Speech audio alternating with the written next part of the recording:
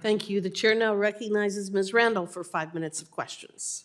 Thank you so much, Madam Chair, and thank you to all of our witnesses for being here today.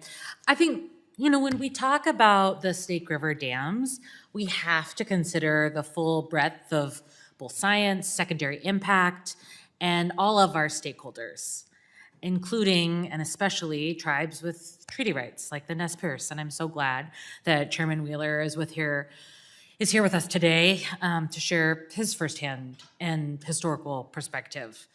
Under the treaties the U.S. government has with tribal nations, as the chairman mentioned, tribal treaty signers retain the right to fish usual and accustomed fishing areas, where they're entitled to up to half of the harvestable surplus of fish stocks that reside in or pass through these areas. For many tribes in my district and across the Pacific Northwest, salmon hold cultural and spiritual significance. You've heard the chairman talk about this today. And fishing for salmon is both a necessity and an important tradition and spiritual practice. Any conversation about the Lower Snake River Dam must consider salmon recovery and the tribal perspective. It also should consider science. Last week, I visited the NOAA research facility in my district and had the opportunity to learn about the sockeye salmon recovery research that they are doing in partnership with Idaho Fish and Game. And it was really eye-opening. And I'll say that they're worried about their grant funding to continue that work, just like we have seen attacks on scientific research across university sector, across agency.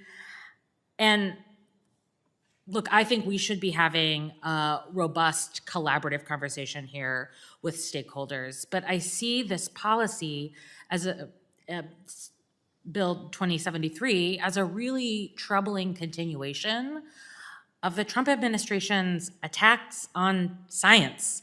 To say we can do no further science cuts off our ability to think about how we could innovate in the clean energy sector. To say we can do no more science on this issue precludes us from the ability to learn how to solve problems the way that we heard we did with the Grand Coulee Dam historically. To say we can do no more science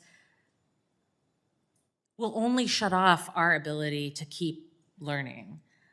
And again, this bill doesn't determine whether or not we right now breach the Lower Snake River dams, but it does direct us to either continue learning and continue forward with our eyes open about the possibilities, or to shut them, to shut off the ability for us to continue researching what a future without a dam might look like, how we might be able to maintain our base or increase our baseload energy. There have been a lot of questions answered, but I want to make sure that Chairman Wheeler is able to speak to, any unanswered questions or any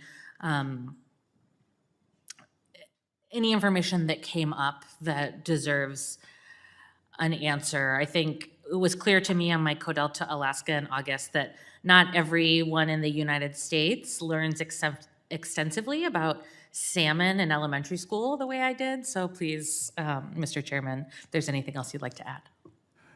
Thank you, Madam Chair, if I may.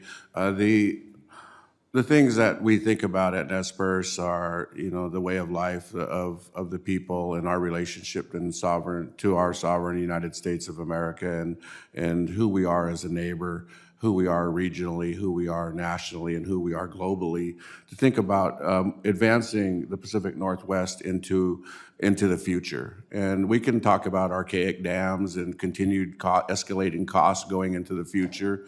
And we can talk about the future when we think about AI and all the things that are happening going on that's going to be happening. But if we're not allowing new technologies and new ideas to come forward, then we're not doing the right thing for our people and for those generations yet to come. every child in my community basically has some type of handheld device that takes electricity to charge it. So electricity is very important to the Nez Spurs. Agriculture, food is very important to us. Transportation, recreation, all important to us. But so is our culture, and so is the culture of the people yet to come. And for us to advance that going into the future, that's all we're here for, is to ensure that the Pacific Northwest becomes stronger, better, and smarter. And under the Resilient Columbia Basin Agreement, that's all we were attempting to thank do, you. was to show what the future could look like and should look like going on from here on Thank for you, the next Chairman Wheeler. generations. Thank you.